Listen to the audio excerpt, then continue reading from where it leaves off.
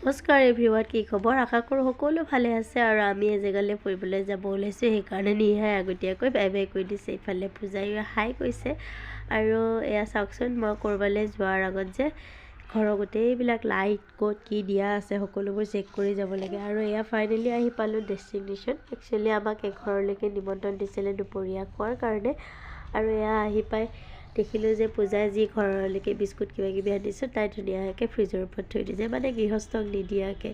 কাৰণ গৃহস্থ ব্যস্ত, আৰু গৃহস্থ ব্যস্ত মানে চাওকচোন, হাজবেণ্ড এণ্ড ৱাইফ দুয়োটাই লগ লাগি পূৰা খানা বনোৱাত লাগিছে। খানা মানে অকল আমিয়েই নহয়, তেওঁলোকৰ হেনো আৰু আলহী আহিব, তাতে আমিও এড হৈ গৈছোঁ। আৰু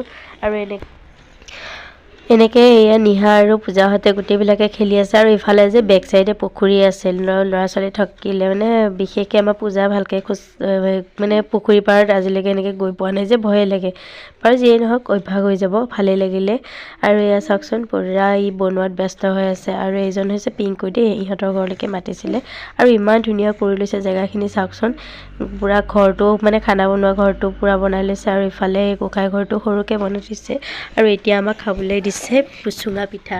চুঙা পিঠাটো ইমান ধুনীয়া লাগিছে খাই, কি ধুনীয়াকৈ ৰাখিছে। আৰু মই যে পুখুৰীকেইটা দেখুৱাইছিলোঁ, এয়া পুখুৰীৰ পাৰে পাৰে সৰু এটা ৰাস্তা আছে, সেই ৰাস্তাটোৰে এতিয়া গৈ আছোঁ মানে পিংকুহঁতৰ ঘাইঘৰলৈ। আমাৰ ইফালে দৰঙৰ ফালে ঘাইঘৰ বুলি কয়, কোনফালে কি বুলি কয় ক'বচোন? ঘাইঘৰ মানে যিখন ঘৰত মানুহ মানে তেওঁলোক জন্ম হয় সেইখন ঘৰ ঘাইঘৰ বুলি কয়। আৰু এয়া ভাত পানী খাই উঠি সকলোৱে বহি আছোঁ, বহি থাকি এয়া চবেই নিজৰ নিজৰ লেকচাৰত ব্যস্ত। আৰু মই অকণমান ভিডিঅ' কৰি দেখুৱালোঁ ওপৰৰ মানে তেওঁলোকৰ ষ্টেপটো যে মানে বাৰাণ্ডাখন অকণমান ওখ কৰি দিছে। আৰু এনেকৈ আহি পাই গ'লোহি ঘৰ আহি পাই বাপেক জীয়েকৰ মস্তি দেখিছেনে? আজিলৈ